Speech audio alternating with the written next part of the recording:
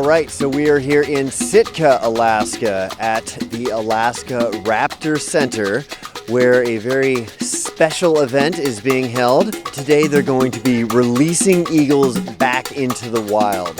So let's find the organizer of this event and say hello.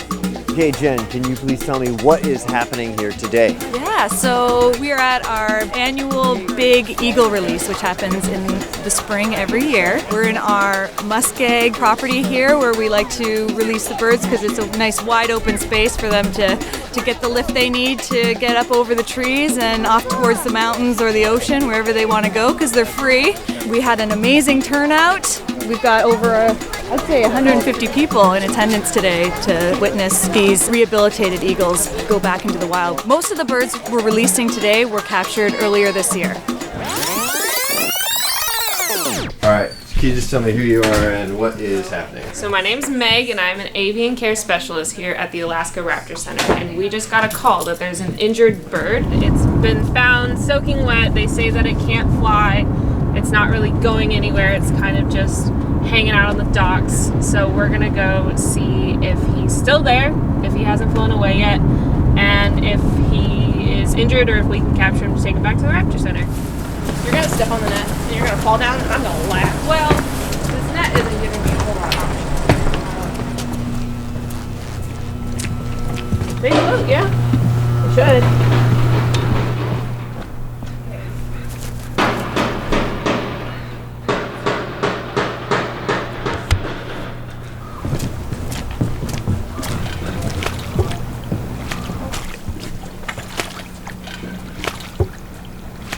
That's what eagles look like swimming. That's a butterfly? Yeah. Breaststroke. Oh, that sea lion might eat it. Oh, come on.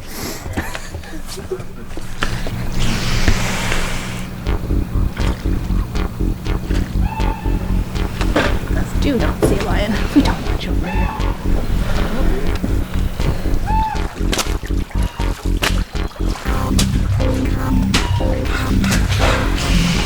Oh my God.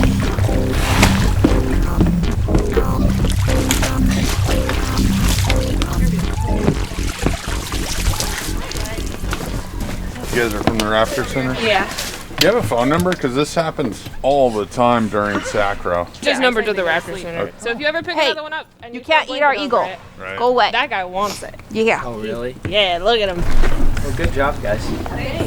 So if you can see in the video, he is drenched, just soaking wet. We checked his keel, which is that bone that runs across the front of their body, and we can tell that he is starving. He is just super emaciated and hungry. There's not a lot of meat on either side of that bone, and that's kind of how we gauge it.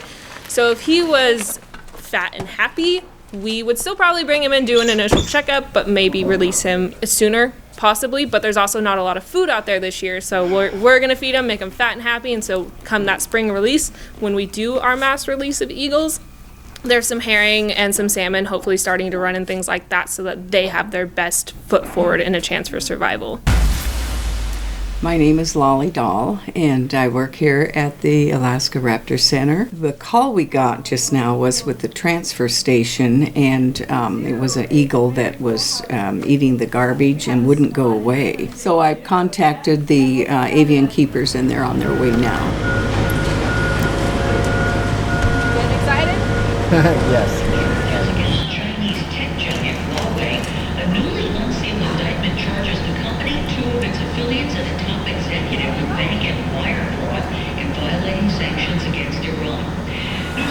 It's gonna be like the grossest eagle capture footage ever. I know, he's starving. He's not hurt, but he's definitely hungry.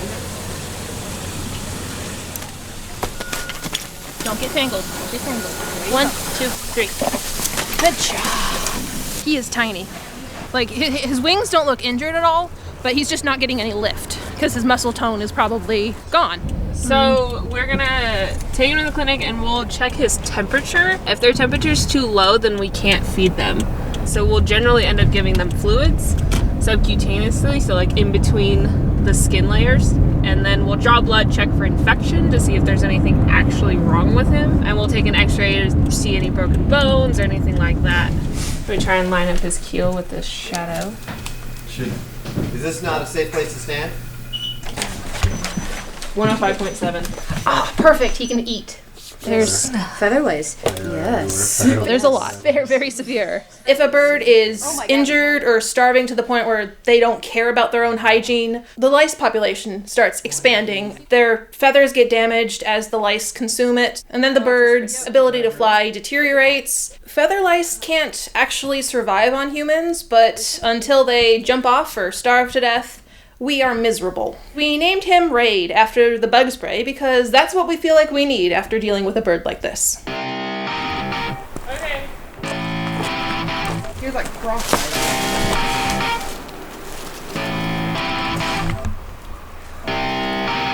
You might can just leg grab you.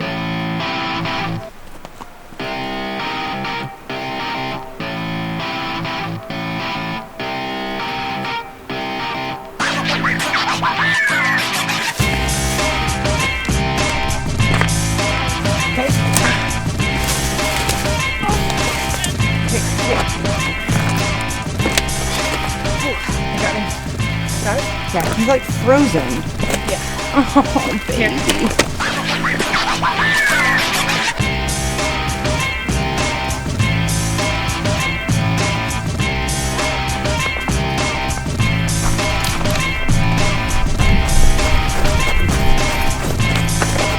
It just flew right in front of me. Jumped right out It there. almost made it because it hit the passenger corner. My tire ran right over him. There's an eagle at Seamart, and it's begging for food. All right, may I have your name, please?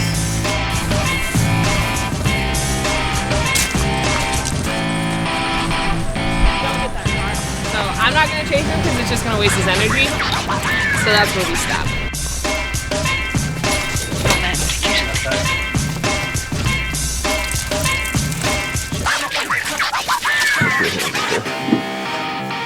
Let's put your nail on that. I would guess male. Name asphalt. Okay, so we're on our way to Magic Island. There's been the report of a injured bald eagle. The raptor rescuers are on their way as well. Oh, all right, looks like I'm a little bit ahead of them. How you doing? Did you call about the eagle? I did. Oh, okay. The problem is the tide was faster than I thought it's going to be. Oh, is it out on Magic Island? Yeah, it is. I knew the tide was coming in, but I wouldn't have even called if I'd known it was going to be that bad. It's gonna be a wet walk back. Oh yeah, it's over my boots.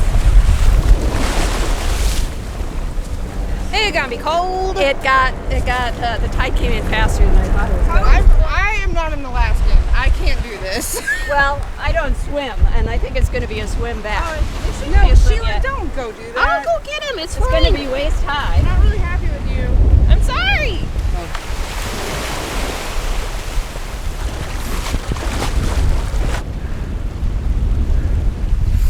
I love you, Kara. You're Cold.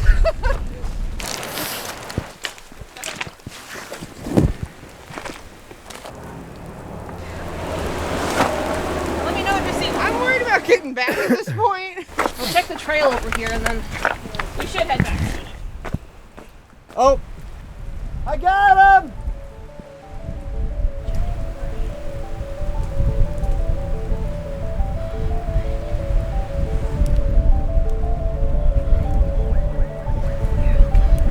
It's okay. There we go. God, his breathing sounds terrible. I hope your camera's waterproof.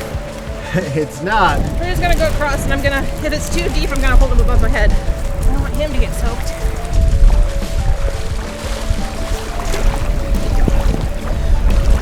We got you. Oh, that's a sharp rock. So glad I can't feel my toes. When they're hurt, sometimes they like to go into hiding. So it took us a while to find him, in which time the tide, of course, came in. And it was a little bit deeper when we decided to come back. I'm gonna have a clue. I already know it. What are you gonna name it? We have to name it something appropriate for that. Wade. Wait. That is appropriate. It's not as badass though. Magic. You know, the blood that I've got looks really watery. That means that it's severely anemic. Okay. Yeah. I've never seen it like that. Not a good sign. Okay. You're fine, you're fine. It's okay. Yeah. I think this is just another one of our eagles that is starving. He's breathing really deep again now. Well, maybe I'll listen to him. Okay. I can feel him, like, against my tummy. Well, we'll give him fluids, and then I'll have you put him on 2 big blankets, and then I'll have you give more fluids. Yeah, I don't think this is going to make it. Basically, just by that 1 drop of blood, I don't think he's going to make it. Poor bud. It's okay. Sorry. When we go out to get a bird, we really want it to fight us. If the bird's laying on the ground and not really reacting to our presence, we get a really bad feeling. In Wade's case, his temperature was super low, his breathing didn't sound right, so we were trying very hard not to be hopeful for him. We got the bird heated up, we put him on a nice warm area and kept him in the dark so he could recover slowly if he was able to. But sometimes once the bird is this far gone, they get to a safe place and they stop fighting. In Wade's case, a couple hours later, he had his breathing had gotten so bad that he just gave up.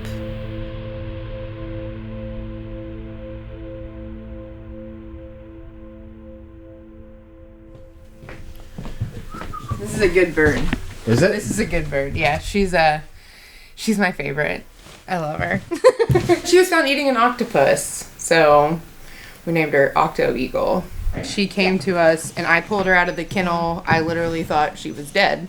But she just kept making improvements a little bit more every day, and now she's standing on her own, she's eating on her own. So to me, she's a miracle case, for sure. So when a bird comes in from a rescue, we put it in the ICU to keep it more contained. The less space, the better, just in case they do have some sort of broken bone. We don't want them thrashing around. And the length of time they're in the ICU really depends on their injury. Some birds are in there overnight. Some birds are in there for over a week. But once they get to the point where they are eating food with skin and bones and passing that, at that point we'll move them down to our convalescence. So convalescence is like the step before main flight. So to go from your own solo kennel to that space full of eagles can be intense if our patient isn't quite ready to handle all those other eagles around. And we'll keep them in there until they seem like they're ready to basically tend to the wild. Maybe just need to put a little more meat on their bones, and then we'll kick them out into main flight. Her getting into something toxic is, I feel like that's more likely the case now. Yeah. Because like that's not typical eagle behavior. Yeah, usually they like get away from us. Yeah, they want to escape. Hey, my name's Brittany. I'm one of the avian care specialists here at the Raptor Center. We're going to go feed our birds in our main flight corridor.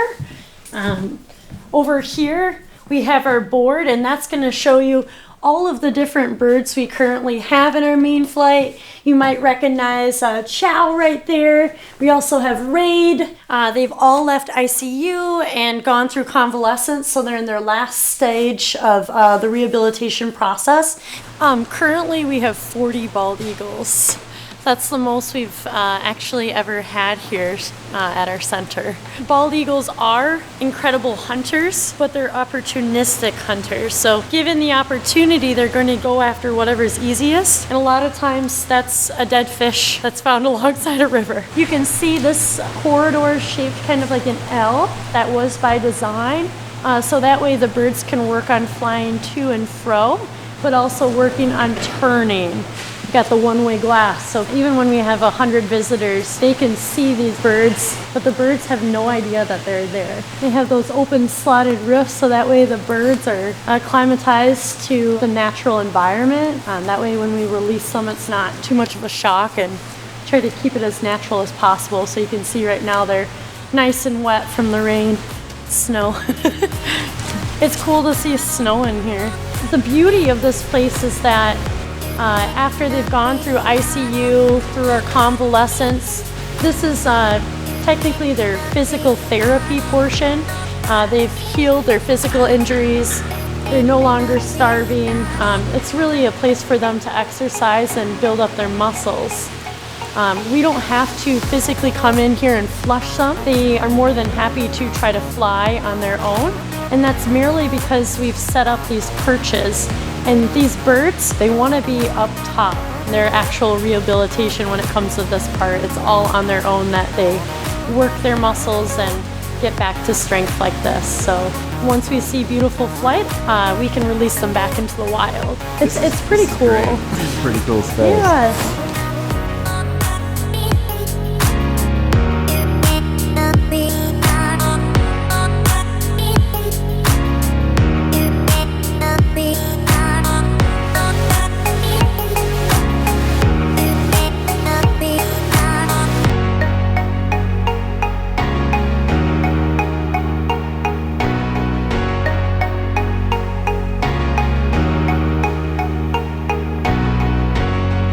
I'm Jen, and I am the avian director here at the Raptor Center. This is the afternoon before the release. We are now going to go out into the balcony where we catch the birds when they come out of main flight. It's kind of a higher area. We have a big curtain that we close, and once the curtain is closed, the eagles that are trapped in there are much easier to catch because it's a smaller space and they have less height. That's what I wanted. Just don't make eye contact. Don't make eye contact, okay. I don't know who the silver one is. No, there's 8 in there. Yay. 8 in there, okay. But Krampus was starving, Solo electrocuted, and Juno. Oh, there's one named Jenny! Jenny! Dumpster Eagle! Oh, nice. Yeah. Yeah, Raid. Raid. Raid. Yep, Raid is up there.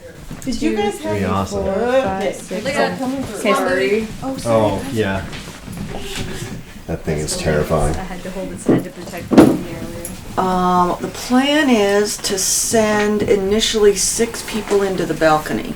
You, Robert, and Kathy are catching eagles.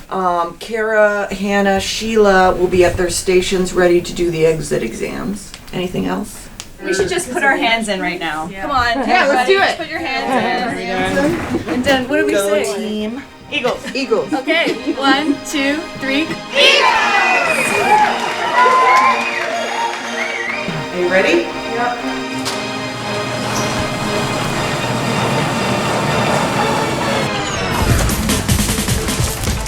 This guy is like the Eagle Whisperer.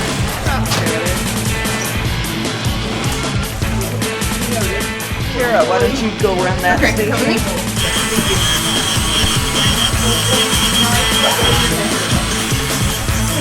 Make them nice and short. If you feel on either side of his bone that there's a good patch.